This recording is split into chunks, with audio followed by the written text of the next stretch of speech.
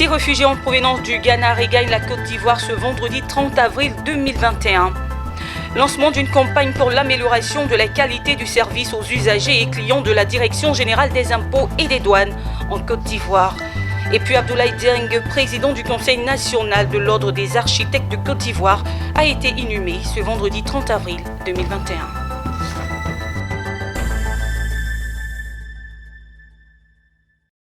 Et voilà pour les titres. Madame, Monsieur, bienvenue.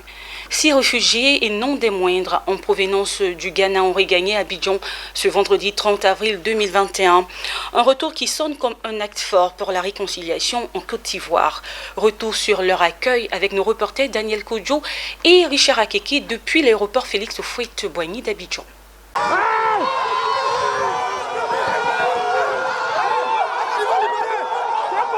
Nous sommes à l'aéroport Félix Houphouët-Boigny d'Abidjan, où quelques Ivoiriens sont venus accueillir 6 réfugiés politiques de retour du Ghana voisin. Il s'agit de Koné Katinan, Adia Pikas, Taï Etienne, Jeannette Koudou, Vei Tokba et Innocent Abou.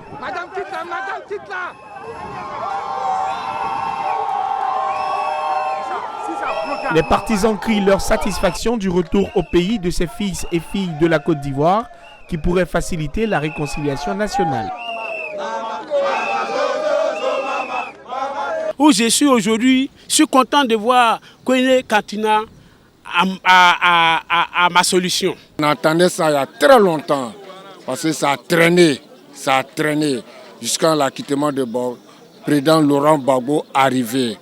Donc aujourd'hui, si on nous dit les Katinan et Damana Pika s'ils rentrent en Côte d'Ivoire, on n'a qu'à être content de ça.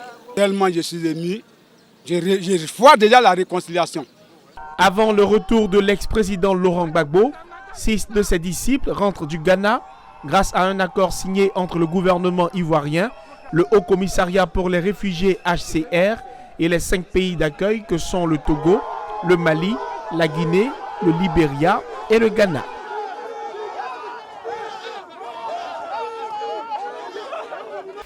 Une campagne pour l'amélioration pour la qualité du service aux usagers et clients de la Direction générale des impôts et des douanes a été lancée ce vendredi, pilotée par le ministère du Budget du portefeuille de l'État.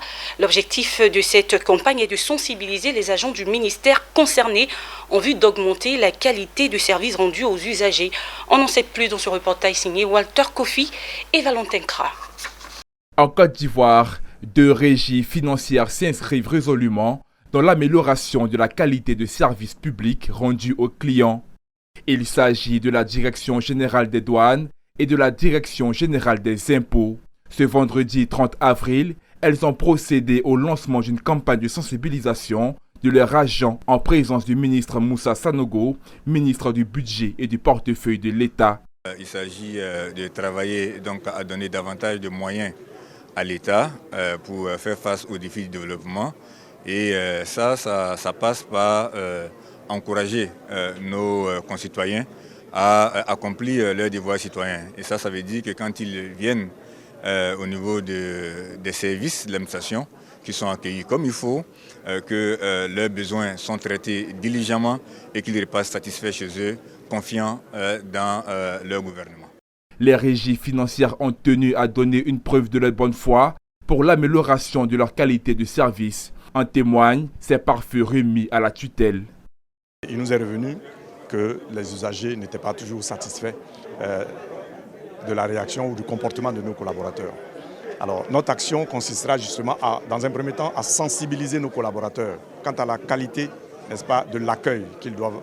Il vise en tout état de cause à l'amélioration de la qualité du service rendu aux usagers à travers l'amélioration du comportement de nos agents.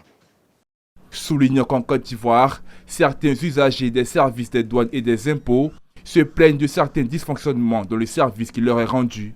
Cette caravane vient donc à point nommé pour mieux professionnaliser les agents de ces régies financières. En marge de la journée mondiale de lutte contre le paludisme, l'ONG CA, Centre Entreprise et son partenaire EcoBank ont initié une campagne de dépistage. Cette campagne a été lancée jeudi dernier à Abidjan, au siège de l'institution bancaire. Elle vise notamment à faire éviter la maladie aux communautés environnantes et employés de la banque. Mon désir Naïsemanto et Richard Akeke. Selon l'OMS, en 2019, le paludisme a touché 229 millions de personnes et tué 409 000 dans le monde. 94% de décès sont enregistrés en Afrique. Face à ce tableau noir, l'ONG SE Entendez, Santé en entreprise et ses partenaires se sont mobilisés à travers une campagne de dépistage afin de bouter hors du continent africain le paludisme. Cette lutte est déclinée en plusieurs activités, notamment une campagne de masse de sensibilisation en ligne avec le Kiss Palu et une caravane déployée notamment dans les agences EcoBank d'Abidjan. Les objectifs de cette action sont entre autres sensibiliser, renforcer les connaissances et amener les clients, les communautés environnantes et les employés de la banque à adopter les bonnes pratiques. Les entreprises ont un rôle à jouer dans la lutte contre le paludisme. C'est un enjeu majeur pour la prévention du paludisme. C'est dans cette optique que EcoBank a pris l'engagement de s'associer avec SE, Santé en entreprise, pour le bien-être de ses employés. La campagne de dépistage contre le paludisme a vu l'implication de EcoBank. Paul-Harry Etnard, directeur général de EcoBank Côte d'Ivoire, inscrit cette action dans la démarche citoyenne de l'institution bancaire panafricaine. La raison pour laquelle EcoBank s'est associé à cette initiative est assez naturelle pour nous. Nous sommes tout d'abord partis d'un constat. Et le constat, c'est que le paludisme existe dans le monde entier, mais 90% des décès ont lieu en Afrique. La caravane santé est un projet collaboratif porté et déployé par l'association SE Santé en entreprise depuis 2011. SE est une association créée et déclarée en avril 2011 à Paris. Cette association bénéficie d'un réseau d'entreprises, de fondations, de mutuelles et d'institutions de prévoyance partenaires. Et on l'annonçait en titre, décédé le 26 avril dernier, le président du Conseil national de l'Ordre des architectes de Côte d'Ivoire, Abdoulaye Dieng, a été inhumé ce vendredi 30 avril 2021. Ces obsèques ont vu la mobilisation de l'ensemble des acteurs de l'industrie de l'architecture et de la surface bâtie, ainsi que des autorités politiques et de nombreux amis et connaissances. Homme de conviction, Abdoulaye Dieng n'a eu de cesse toute sa vie de contribuer à transformer le monde qui l'entoure.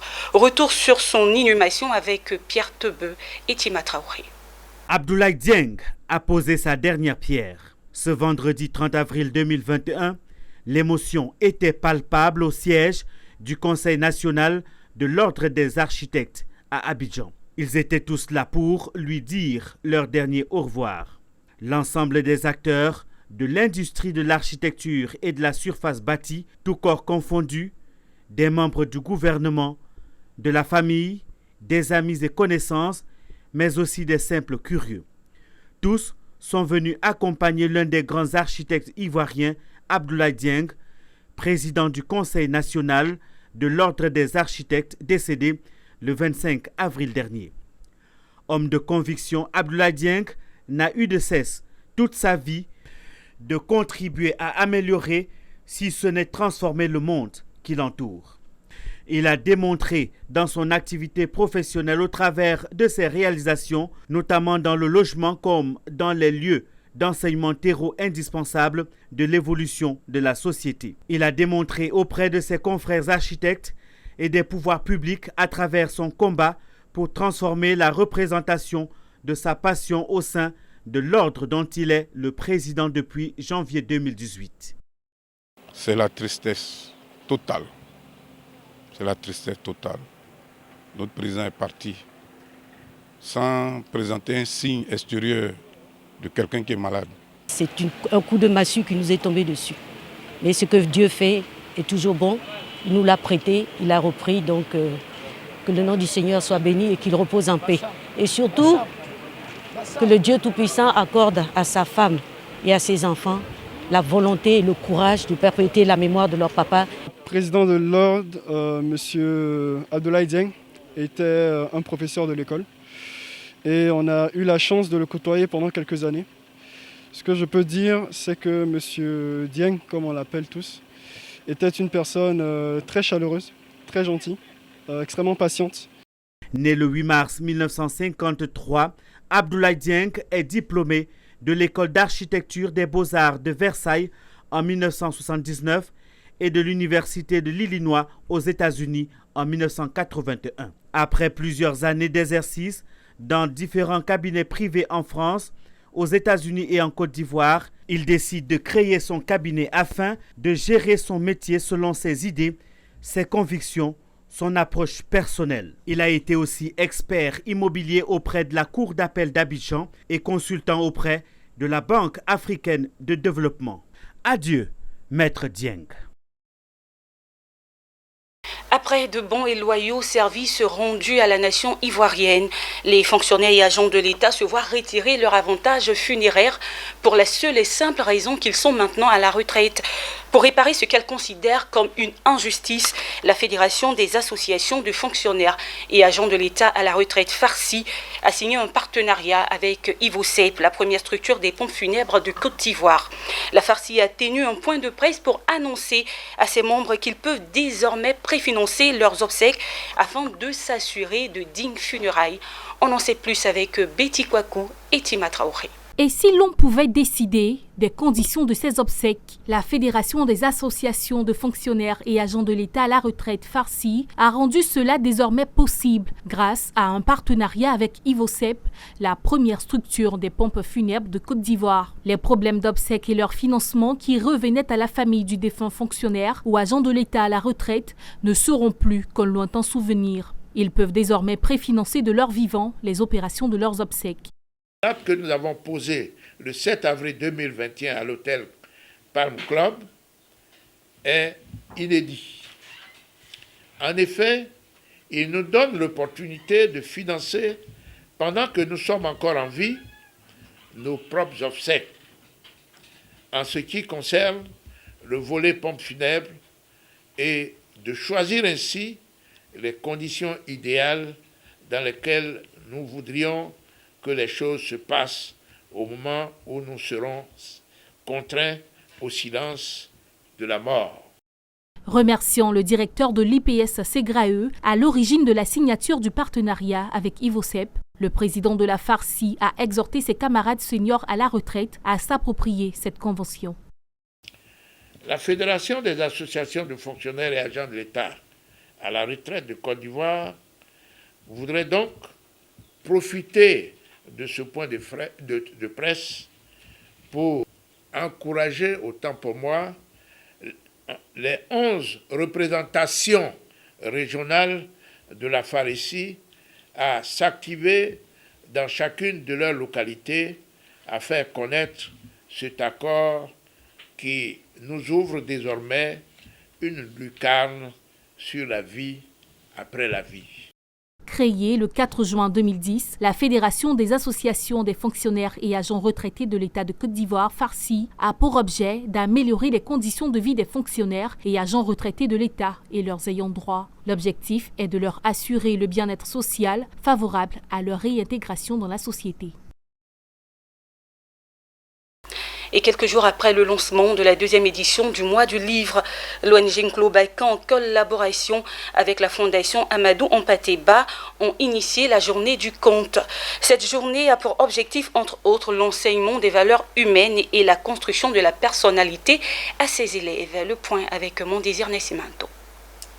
Une journée tout entière dédiée aux fables et aux contes africains. La maman du chef de famille était couchée sous une moustiquaire. Feu, moustiquaire. C'est l'une des innovations majeures de la deuxième édition du mois du livre, organisée par l'ONG Nklobakan et ses partenaires. Cette journée de narration de contes est venue diversifier les activités du mois du livre, se déroulant du 17 avril au 17 mai à Jacquesville. Selon les responsables de l'ONG Nklobakan, l'objectif est de stimuler l'imaginaire des petits-enfants, leur enseigner les valeurs humaines et construire leur personnalité. Le livre est la porte d'entrée à la connaissance. Le livre est la porte qui ouvre le monde. Et aujourd'hui, voir s'associer l'oralité et l'écriture, c'est constituer vraiment les deux faces d'une même pièce. Il fallait rajouter, donner un plus, parce que c'est bien beau de lire, mais il faut qu'on explique. On a fait un sketch pour montrer aux gens pourquoi lire. On est venu, c'est une journée des contes. Avec la fondation Ampateba, il fallait montrer à cette génération qu'il y a eu des grands hommes qui ne sont plus aujourd'hui. C'est grâce à eux, nous avons eu cette base de lecture et tout. Grâce à la complicité et à la collaboration de deux sœurs, l'ONG Nklobakan et la fondation Amadou Ampateba se sont donné la main pour offrir cette journée aux petits-enfants de Jacquesville. Une journée feutrée de contes et de danse.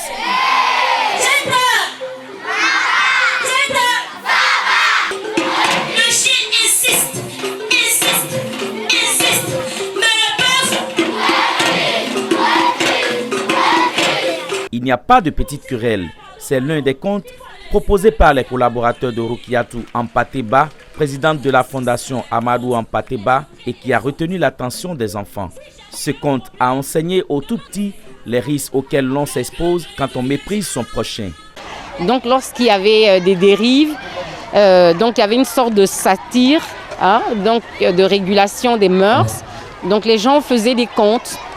On établissait un conte où on mettait en action des animaux. Chaque animal plutôt avait une symbolique bien précise. Par exemple, il nous apprend que le chien, comme vous avez vu dans le conte, il n'y a pas de petite querelle, a 4 caractéristiques principales. Il dit lorsque vous voyez un chien, il est caractérisé par la fidélité. Il dit même s'il y a un roi et s'il arrive qu'il perde son pouvoir, ses sujets et tous les autres pourront le laisser, mais son chien restera toujours fidèle. Le mois du livre à Jacquesville se poursuit avec plusieurs concours qui seront sanctionnés par des prix. Ainsi se referme ce journal préparé par l'ensemble de la rédaction. Madame, monsieur, merci de l'avoir suivi. Excellent week-end et toujours sur Business 24 Africa. Au revoir.